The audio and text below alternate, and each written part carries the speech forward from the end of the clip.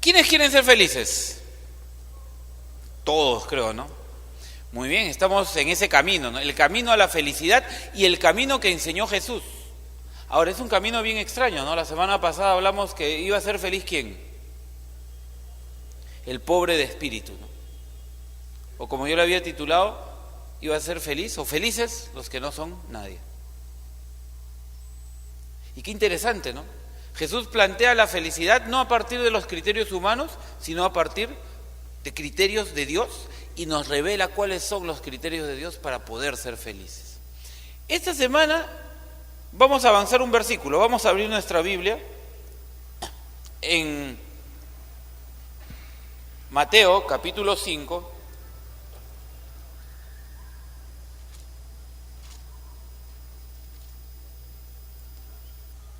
Y vamos a leer el versículo 4. Dice así: bienaventurados los que lloran, porque ellos serán consolados. Bienaventurados los que lloran, porque ellos serán consolados. ¿Acá hay una contradicción o no la hay? Parece natural, parece normal, pero una de las experiencias más duras y más difíciles que nosotros los seres humanos vivimos es el dolor. El llanto representa dolor. Y para entender esto mejor o tal vez identificarte tú con lo que dice la palabra y decir, bueno, sí es cierto lo que dice Dios, porque tú puedes pensar, no, Dios es medio poético siempre. Vamos al Salmo 55, ¿ya? Al Salmo 55. Y nos vamos a fijar en una descripción del dolor que David, el rey David, nos da. El Salmo 55 vamos a leer del verso 6 hasta el 8.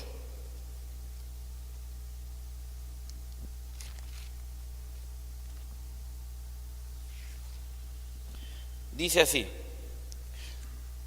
¿cómo quisiera tener alas de paloma? Así podría volar y descansaría. Me escaparía muy lejos de aquí y me quedaría a vivir en el desierto. Presuroso escaparía del viento borrascoso y huiría de la tempestad.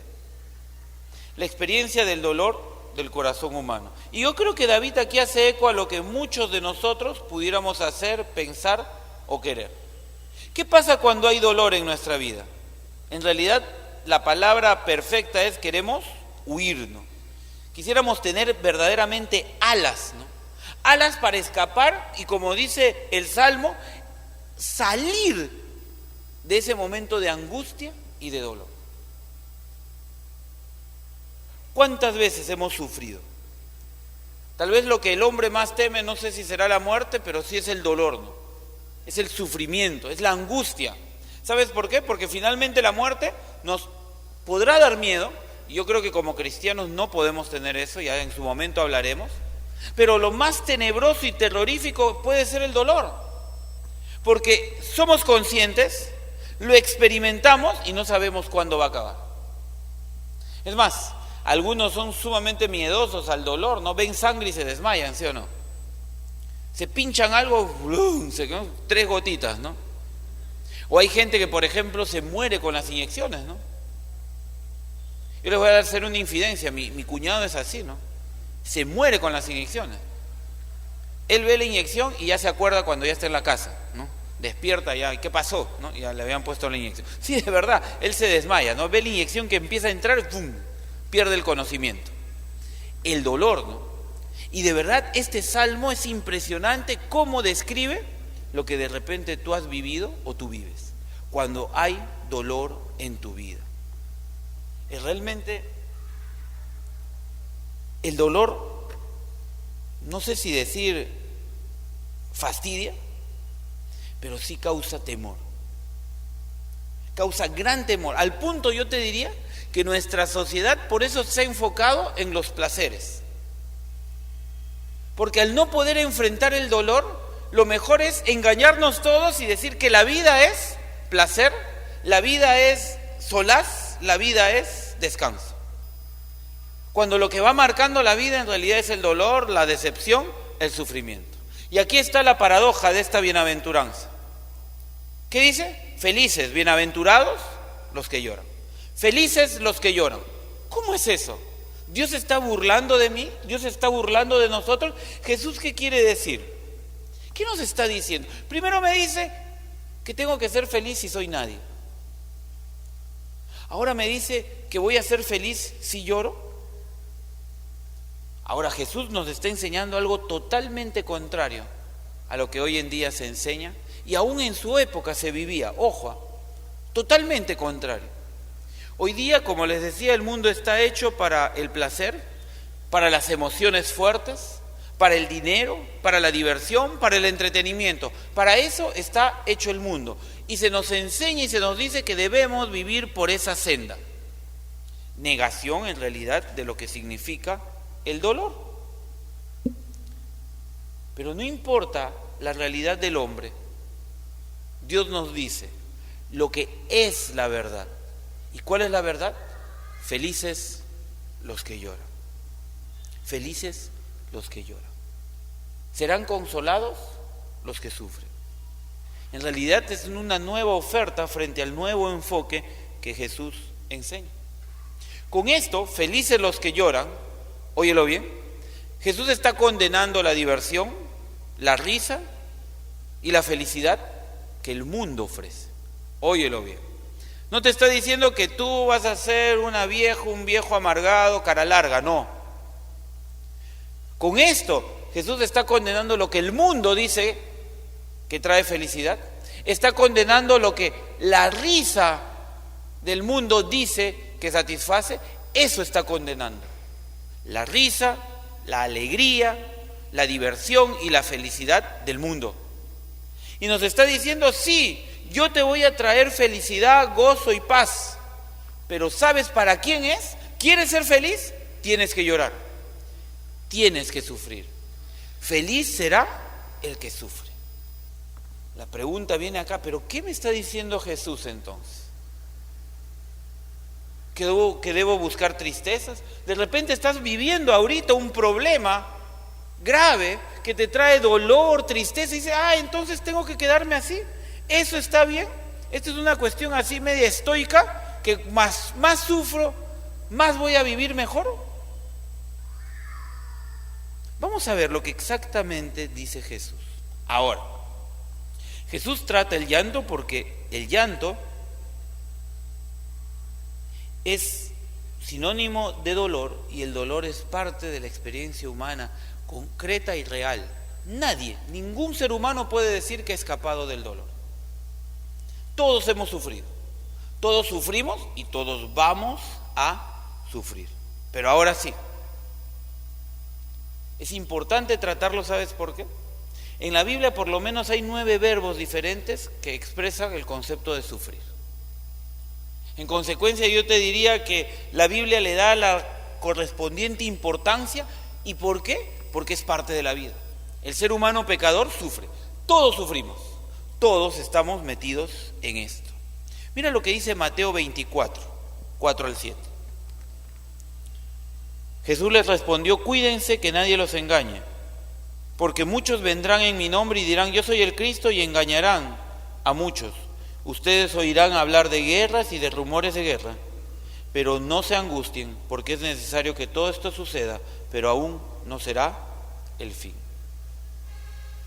Sobre el fin de la vida, ¿qué nos dice Jesús? Que tendremos dolor, sufrimiento. Así que el sufrimiento es parte de la realidad de la vida. ¿Sabes? Eso es lo lindo del Evangelio. Eso es lo lindo de la palabra de Dios, que no nos engañe. Si tú vienes por primera vez, estás empezando a venir, quiero decirte algo, que las Escrituras es el libro más real que existe. El único en realidad que nos dice las cosas como son y nos enfrenta a la realidad para poder transformarla por medio del poder de Dios. Ese es el propósito de la revelación de Dios. No venimos acá solo a cantar y a decir qué lindo, qué lindo, qué lindo, qué lindo. No, eso es mentira, eso es falso. Si tú has ido a lugares donde te dicen que eso es la vida cristiana, eso no es bíblico, eso es mentira. Por eso Jesús dice, felices los que lloran. ¿En qué sentido? Primero, consideremos el dolor. El dolor tiene por lo menos 3 dimensiones. Una que la vamos a llamar el dolor apropiado.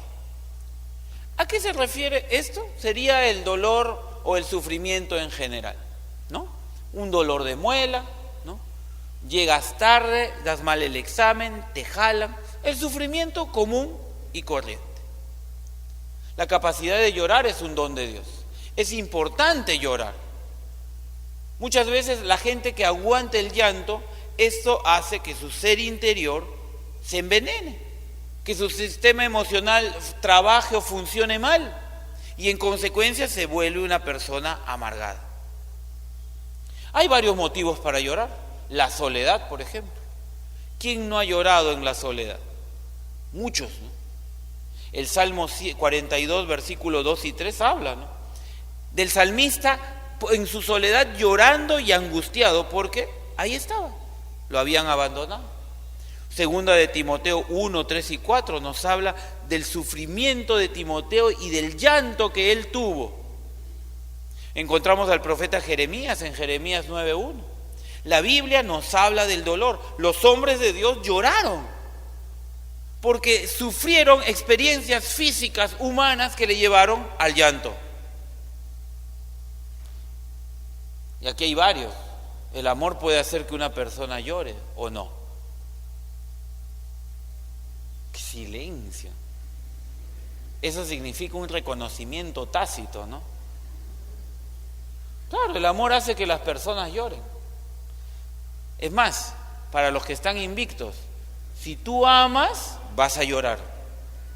Seguro, ¿no? Y dejar de amar también trae llanto, pues, ¿sí o no? ¿O no recuerdan? No eres tú, soy yo, ¿sí o no? Semanas de llanto. Ahí está, el dolor. Ahora, por eso las lágrimas. Las lágrimas es la manera que Dios nos concedió para descargar el terrible dolor que nos embarga. Esa es la primera clase de dolor. El dolor normal, ¿no? La angustia natural, el sufrimiento en general, que hay desde el dolor de muela, te caíste, te golpeaste, hasta los otros dolores que son parte de la vida. Pero hay una segunda clase de dolores, el dolor inapropiado. Aquí de repente vamos a caer en la situación tuya. Este dolor lo consideraremos como inapropiado e ilícito. ¿Por qué razón? Por ejemplo, cuando la persona se lamenta y llora porque no puede satisfacer su codicia. Vamos a un ejemplo bíblico para que entiendas bien. Vamos a Primera de Reyes, capítulo 21. Primera de Reyes 21:4 dice: Acab regresó a su palacio triste y decepcionado porque Nabot le dijo que no podía vender la herencia de sus padres, y se fue a la cama sin comer y sin querer ver a nadie. Mira la avaricia de este hombre. Al punto que cuando ve fracasado su negocio, se va a llorar porque no pudo satisfacer su codicia. El primer dolor inapropiado. Dolor porque no puedo satisfacer mi codicia. Te diría, puedes llevarlo a otros campos, ¿no? Él se saca 16 y tú 14. Te molestas, ¿no? Porque se sacó 16 y tú 14. Te molestas porque ella tiene al chico que tú querías y tú te quedaste bailando trompo, ¿no? Solo. Codicia, ¿no? Codicia y te da cólera, te da tristeza, sufres porque otro tiene. Pero hay una segunda manera de tener este dolor inapropiado, que significa o tiene que ver con exagerar la causa de la culpa. Exagerar la causa de la culpa. Te doy un ejemplo resumido. que está en Segunda de Samuel desde el capítulo 15 hasta el capítulo 20. Muy bien, es la vida del rey David, ¿no? Acuérdate, íbamos hablando del dolor inapropiado, cuando exageramos la culpa que está sobre o que debe estar sobre nosotros. ¿Cuál es la historia aquí? Absalón era hijo del rey David, y Absalón, por distintas circunstancias familiares, quiso quitarle el trono a su padre. Y entonces él preparó toda una patraña. Primero se paró en la puerta de Jerusalén y empezó a saludar a todo el mundo, a tratar bien a todo el mundo, ¿no? El pararse en la puerta en la antigüedad significaba que tenías autoridad. Y David era un hombre débil de corazón en cuanto a su familia, y dejó que Absalón hiciera eso. Es más, te aseguro que ni se imaginó que Absalón pretendía hacerle daño. Luego, con engaños, Absalón hizo que su padre saliera de Jerusalén y él se apropió del palacio. Lamentablemente, después de varios conflictos y empezó obviamente una guerra civil, Absalón perdió la guerra, su bando perdió y lo mataron. Ahora, la orden de David había sido: traten con consideración a mi hijo. Que en otros términos es, por favor, no me lo maten. Maten a todo el mundo menos a Absalón. Hay que proteger el gobierno, hay que matar a los sediciosos, pero Absalón me lo cuida. Cuando Absalón murió, fíjate, vamos ahora sí a Segunda de Samuel 18:30, Segunda de Samuel 18:33. De Reyes retrocedemos un poquito. Segunda de Samuel 18:33.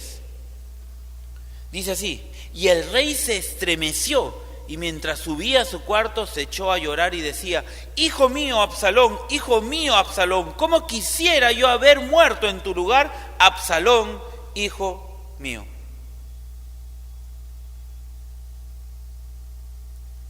¿Te has puesto a pensar en lo que decía David? En otras versiones es más claro: ¿cómo quisiera que tú gobiernes en lugar mío? Si conocemos la vida de Absalón, en realidad, ¿quién hubiera querido que Absalón gobierne? Era un joven temperamental, vengativo, absolutamente cegado por el odio, sin considerar lo que es bueno para el pueblo. El dolor de David, inapropiado. Él se echaba culpas que no correspondían, porque ¿quién había promovido la sedición? Absalón. Se había levantado en armas, pero también había degradado la grandeza del rey David.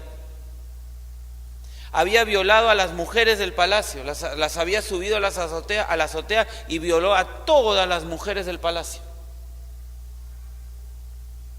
¿Y quién hubiera querido que él gobierne? Pero David, enceguecido y en su dolor, se echaba una culpa más grande que la que corresponde. Él, como rey, había protegido a su nación.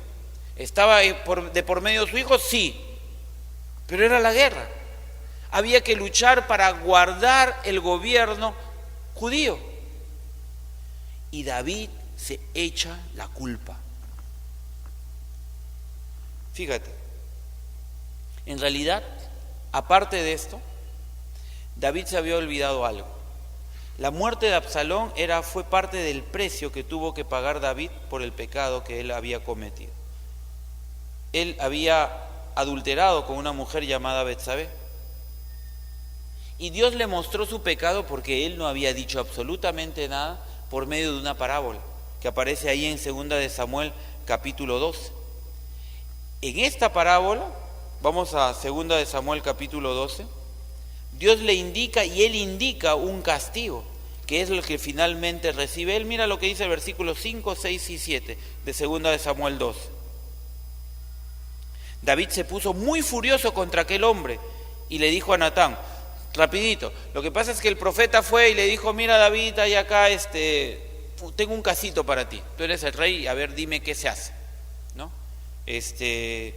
Un amigo llegó visita, no quiso matar sus corderos, el vecino tenía un solo cordero, uno solo tenía, y dijo: no, yo no voy a matar mis corderos porque están bonitos, pero mejor mato el de él. Fue, mató el cordero del vecino y vino y se lo trajo a su amigo. ¿Qué hay que hacer? Y ahí es donde dice esto. David se puso muy furioso contra aquel hombre y le dijo a Natán: juro por el Señor que ese hombre merece la muerte. Y por haber actuado así, sin mostrar nada de misericordia, tiene que pagar 4 veces el valor de la oveja. Entonces Natán le dijo: tú eres ese hombre, así ha dicho el Señor Dios de Israel. Yo te consagré como rey de Israel, yo te libré del poder de Saúl. Yo te di el palacio que fue de su señor y puse en tus brazos sus mujeres. Además yo te entregué las tribus de Israel y de Judá, y por si esto fuera poco, yo estaba dispuesto a darte mucho más. Eso había hecho David. David tenía todo y tomó la mujer de su soldado, de uno de sus generales incluso, ni siquiera cualquier soldado. Y Natán le dice: tú eres el que abusó del vecino. ¿Y qué había dicho David? El tal pague 4 veces el valor de su oveja. De paso, si no sabes la historia, David mandó a matar a Urías, que era su general. Y David pagó 4 veces esto con sangre. Fíjate cómo. El bebé producto de ese adulterio murió. Su hija Tamar fue violada por su medio hermano Amnón. Amnón también fue muerto y Absalón también fue muerto. 4 veces. Lo que él dijo: el tal pague 4 veces lo que hizo. Él mandó matar a Urías, el esposo de Betsabé, y él pagó con 4 vidas desgarradas la vida de Urías. Dolor inapropiado, porque él se echaba culpas más allá de lo que correspondía y se echaba culpas incorrectas cuando él sabía lo que había pasado y que lo que le sucedía era el justo pago de parte de Dios.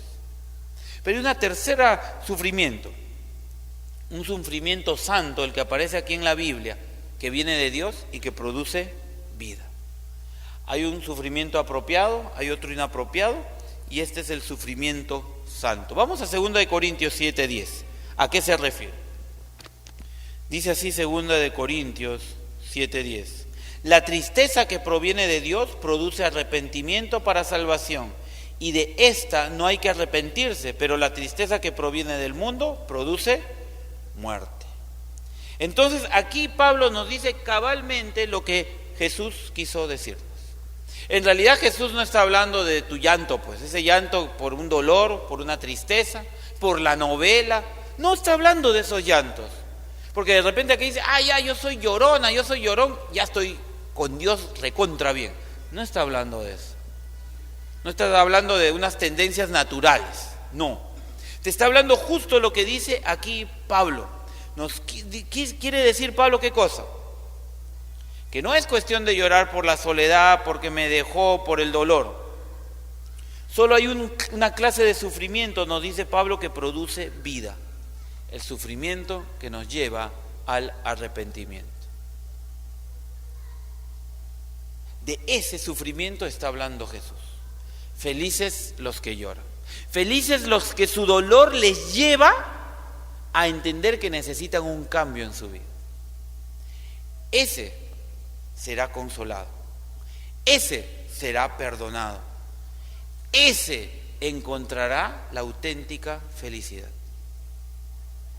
Acuérdate, la semana pasada Jesús nos dijo: felices los que aceptan su bancarrota espiritual. Y conociéndola, entonces lloran. La semana pasada era la parte intelectual en realidad de esto. Me doy cuenta que estoy vacío, vacía. El versículo 4 es la parte emocional. Esa soledad espiritual, ese vacío espiritual me hace llorar. La Biblia me dice que yo soy un pobre de espíritu y la pobreza de mi espíritu me tiene que llevar a un lamento de decir: no quiero vivir así, no quiero estar vacía, no quiero estar vacío.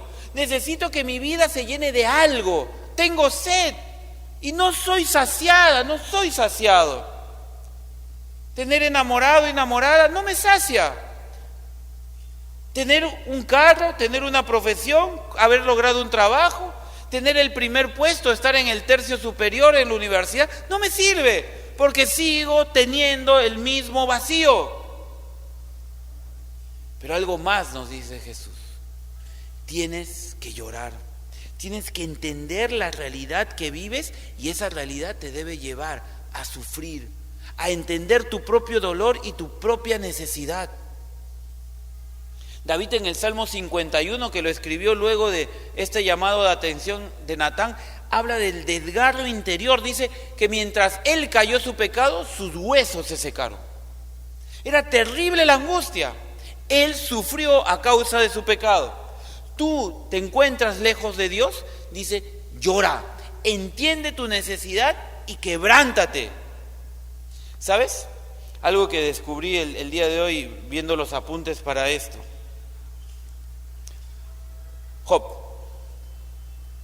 Job era sumamente rico. De repente alguno piensa, sí, pero tener plata, sí era rico. Hasta yo te diría, en algún momento él tenía todas las posibilidades de esa época para cuidar su piel, su cuerpo, su vida. Y nunca me había percatado de esto, pero en Job 29:6, busca ahí en tu Biblia, tú vas a encontrar con qué se lavaba Job los pies. Y fíjate, esto es desde muy antiguo, la leche es buena para la piel, ¿no? ¿Y qué dice Job 29:2? A ver, ¿con qué se lavaba los pies Job? Esa era una práctica antigua. Tú llegabas de caminar de donde sea y llegabas a una casa o a tu casa, te lavaban los pies, ¿no? Porque los caminos eran totalmente polvorientos. ¿Y con qué se lavaba Job los pies?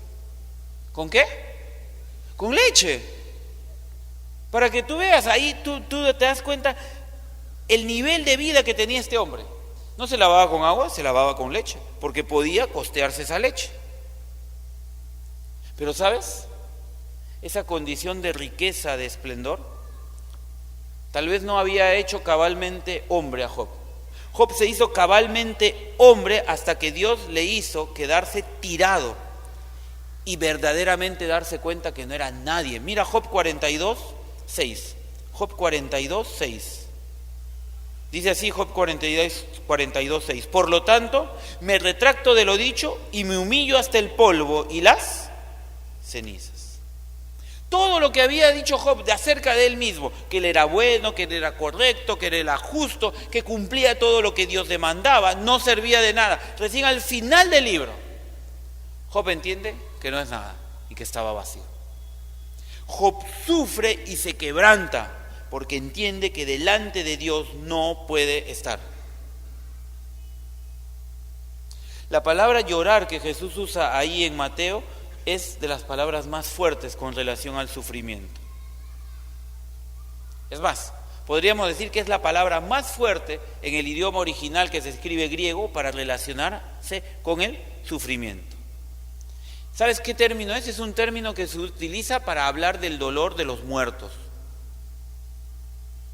Es el mismo término que en el Antiguo Testamento, cuando se le traduce al griego, porque fue escrito en hebreo, se utiliza para referirse al dolor que Jacob tuvo cuando le dijeron que José había muerto. Es la misma palabra, es un dolor profundo, no simplemente es la expresión de llanto.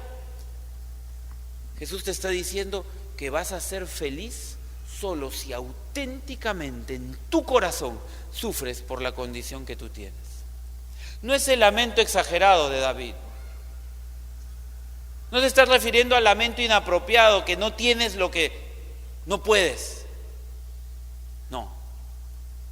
Está diciendo que te lamentes, que llores auténticamente porque entiendes lo que pasa en tu vida.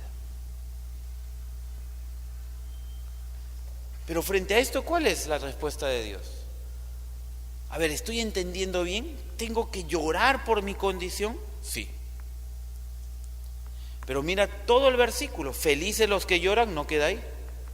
Dice felices o bienaventurados los que lloran, porque ellos recibirán, ¿qué dice? Consuelo. Este es un tremendo desafío. Te dice llora, porque vas a recibir consuelo. Pero qué difícil es en un mundo donde el consuelo es lo último que se recibe, ¿sí o no? Donde todo el mundo te da la espalda, donde cuando quieres lograrlo te das cuenta que no, que ya se fue. Donde la solidaridad parece siempre que es para los demás y no para uno. ¿Sí o no? Pero Jesús dice, felices los que lloran, felices los que entienden la realidad de su interior. ¿Cuál es la respuesta de Jesús? El consuelo. Yo te diría, mantén el pecado en tu vida, ¿no? Que ese es el sentido que Pablo nos dice, ¿no? Arrepiéntete. Ese llanto que te lleva al arrepentimiento cambiará tu vida. ¿Quieres seguir siendo una mujer, un hombre triste y vacío? Muy bien. Mantén el pecado en tu vida. Y vas a ver cómo tu vida se va a volver cada vez más y más ruinosa. Y no estoy hablando de las cosas, estoy hablando de tu ser interior y lo que guardas en tu corazón. Confiesa tu pecado y te verás libre. Confiesa tu pecado y entenderás lo que es realmente gozarse, alegrarse y ser feliz. Felices los que lloran, dice Jesús. ¿Qué dice el mundo? El mundo dice, si estás triste, mete tus problemas en una bolsa. En la bolsa del alcohol, en la bolsa de las drogas, en la bolsa del sexo ilícito, en la bolsa del poder, en la bolsa del dinero, y ríe, ríe y ríe. ¿Cuántos de aquí han oído esta voz y han hecho eso? Y sinceramente, ¿de qué sirve reírse así? ¿Sí o no? ¿O acaso después que pasa el alcohol, que pasa la droga, que pasó el momento del sexo, qué hay? ¿Sigue habiendo risa? Jesús nos dice, llora, llora, llora. Y si eres sincero en tu corazón, verás que ese llanto realmente será consolado. Si lloras de verdad, si lloras con una manera genuina, entendiendo que lo que tú sufres es la ruina más grande, y solo si confías en Dios, Él te va a consolar. Tal vez aquí lo más importante que te puedo decir es que tienes que llorar en lugar de reír. Si piensas que la risa va a calmar tu dolor, falso. Jesús dice que vamos a ser felices si lloramos, porque si lloramos de verdad, Él nos va a consolar. ¿Sabes? Yo quiero decirte algo, a la luz de todas las escrituras, desde el Génesis hasta el Apocalipsis, nadie, óyelo bien, ha entrado en el reino de Dios sin antes no haber llorado. Así que si tú quieres conocer a Dios, tú quieres entrar donde Dios está, vas a tener que llorar. Porque solo aquel que entiende su pecado y se lamenta de él, va a poder ser perdonado y justificado y entrar a la presencia de Dios. Solo serás un verdadero cristiano si has experimentado la sensación de dolor por el pecado. ¿Eso es así? Yo te pregunto, ¿tú te ríes por la maldad que ves en la televisión? ¿Te ríes cuando alguien actúa mal? ¿Te ríes cuando de repente los chistes que van por ahí exaltan o enaltecen la maldad? ¿Eso te da risa? ¿La maldad te da risa? ¿La traición te da risa? ¿Te ríes de la maldad? La convicción de pecado debe preceder y seguir a la conversión. Ese es el auténtico camino de la bendición. La salvación viene por el arrepentimiento.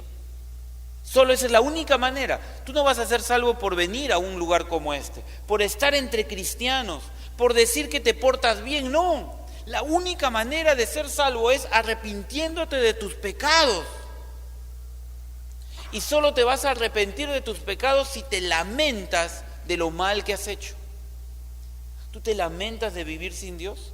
¿Te lamentas de haberte olvidado de Él? Segunda de Corintios 12:21 dice lo siguiente: también me temo que cuando vuelva Dios me humille ante ustedes y tal vez tenga que llorar por muchos de los que antes han pecado y no se han arrepentido de la inmundicia ni de la inmoralidad sexual y el libertinaje a que se han entregado. Llorar. Pablo lloraba, no tenía vergüenza, le dolía el pecado, y no solo el suyo, sino el de todos. Porque el que conoce a Dios entiende la tragedia del pecado, la tragedia del sufrimiento, la tragedia de la soledad y de la tristeza. Y entonces no solo ve su tristeza y su dolor y se lamenta de él, sino que entiende que los demás también están perdidos como aquel que un día estuvo perdido y encontró en Dios el consuelo para su vida.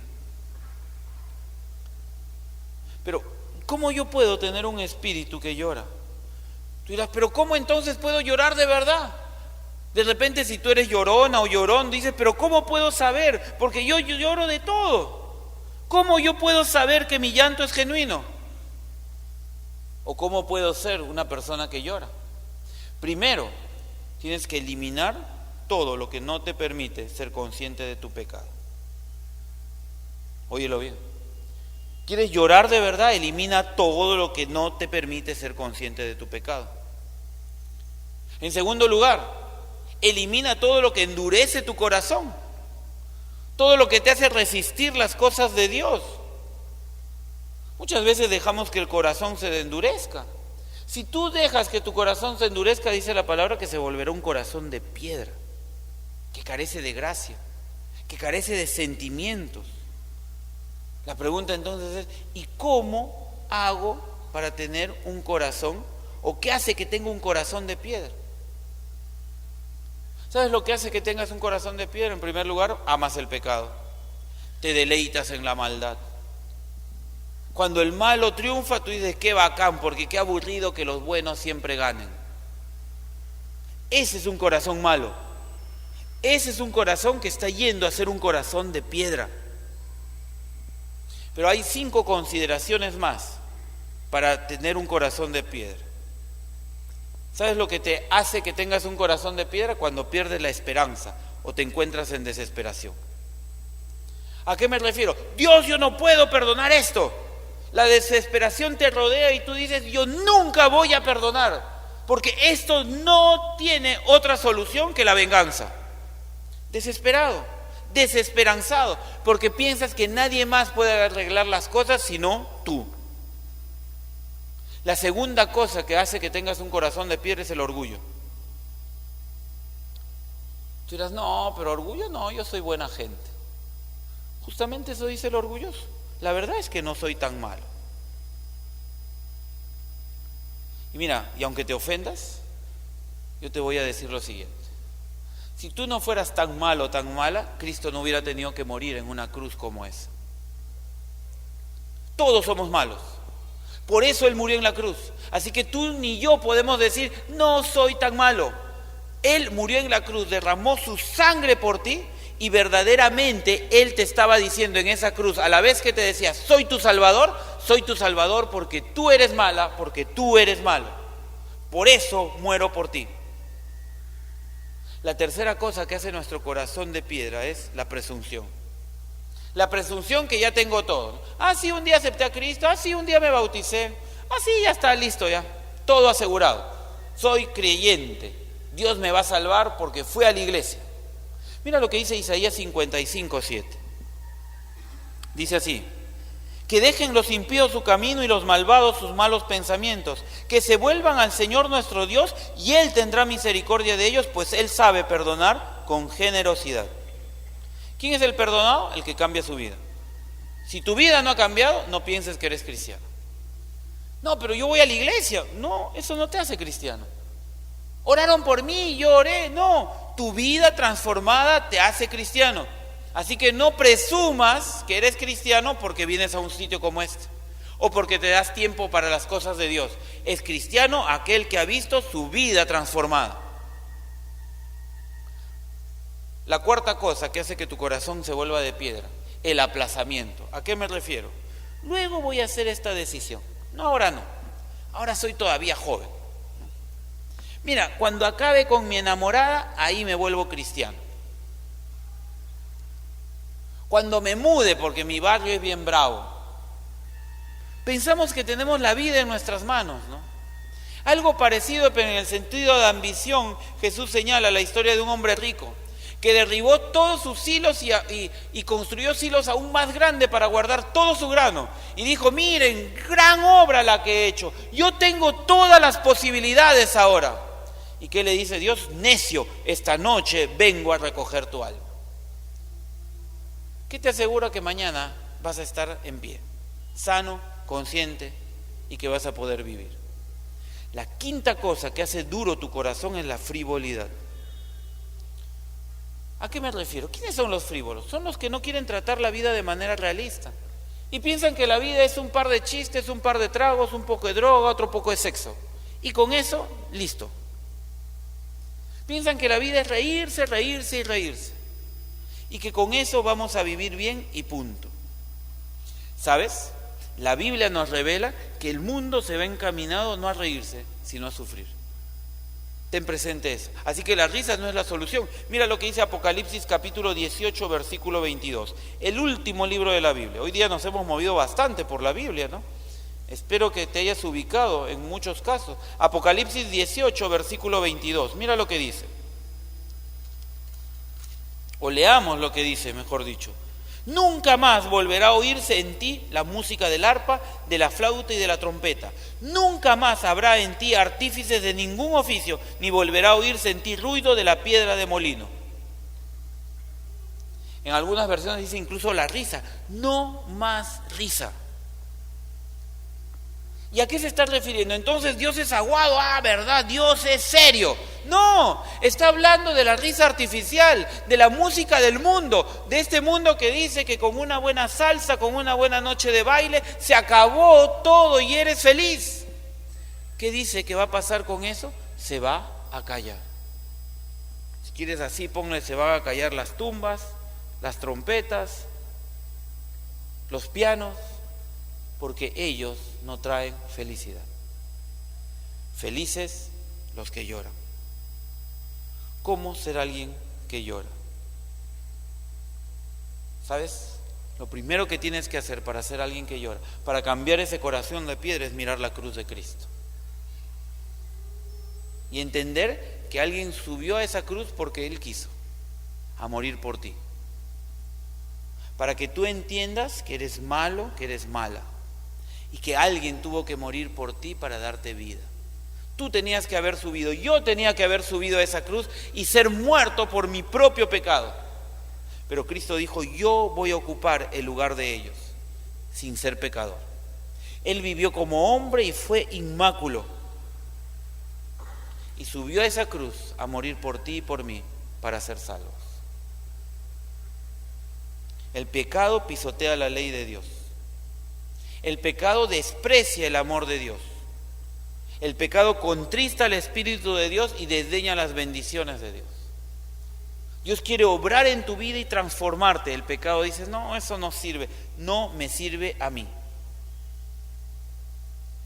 Y el pecado te afecta de manera drástica. El pecado te deja desnuda, desnudo, impuro. Hemos sido creados para tener la imagen de Dios. Pero sin la imagen de Dios nos volvemos bestias, ¿no? Y no te ofendas, porque eso dice la ciencia humana, ¿no? Descendemos de los animales, específicamente del mono, aunque algunos dicen no es del mono, eso es lo que se busca, el eslabón perdido, para entender de qué animal venimos. El hombre sin Dios, el hombre en pecado, se vuelve una bestia. La Biblia dice que tú fuiste hecha para ser a la imagen de Dios. Entonces toca, ¿eres una persona que llora? No sé, te ayudo, es sencillo. Responde a la siguiente pregunta, ¿eres sensible al pecado? ¿Te burlas del pecado? ¿Dejas pasar el pecado? ¿No consideras serio el pecado? ¿Te complaces en el pecado? ¿Cuál es la actitud que tienes frente al pecado? Tal vez trates al pecado de una manera moral, ¿no? Yo no robo, no he matado a nadie. De repente no lo has hecho y dices, ya estoy bien. Yo te pregunto, ¿eres honesto? ¿Oras lo suficiente? Quizás esto sea porque tienes buenos pensamientos, ¿no? Y tú dices, no, pero yo pienso bonito. ¿Crees? ¿Te lamentas cuando piensas mal? ¿O piensas que eres tan bueno que lo malo es tan poquito? Lo malo ya es imperfecto y contamina. Y lo malo no puede estar en la presencia de Dios. Así que no te estés midiendo, tratando de decir, soy tanto malo o menos malo. Basta que haya algo malo en uno. Necesitamos el perdón de Dios. El lamento no debe abarcar solo tus pecados, sino el de todos. La Biblia enseña, Jesús lloró por Jerusalén. El profeta Jeremías lloraba por su pueblo, no por él, por su pueblo, porque sabía que todos eran pecadores y necesitaban el perdón de Dios. Cuando Jesús se acercó a Jerusalén y vio la ciudad, la vio triste, muerta, sola. Mataba a los profetas de Dios en nombre de Dios. Decía que mataba porque tenía que preservar el nombre de Dios y mataba a los enviados de Dios. Qué terrible. ¿Eres una persona que llora? Si eres una persona que verdaderamente llora, eso significa que tienes cabalmente el sentido del perdón de Dios. El que llora experimenta gozo, no experimenta tragedia, no está con la cara larga, triste. Sí, estoy triste, hice mal, y Dios perdóname. No, Dios perdona una vez y punto. Si luego dices, sigues pensando y tienes un problema, quiere decir que Dios no te ha perdonado porque tú no entiendes el perdón de Dios. Tú pides perdón, Dios te perdona. El verdadero perdón trae paz, verdadera felicidad, verdadero consuelo, gozo, alegría, satisfacción. Te limpia y te purifica. Así que son esas dos cosas. Si eres sensible al pecado y si lloras, tienes el verdadero sentido del perdón de Dios. Son las dos cosas, así de simple y directo. Yo espero que seas una persona que llora y que recibe el consuelo de Dios. ¿Quién eres tú? ¿Lloras de verdad o lloras como el mundo dice, simple y llanamente, por un momento, unas cuantas gotas? Vamos a inclinar nuestros rostros y vamos a orar.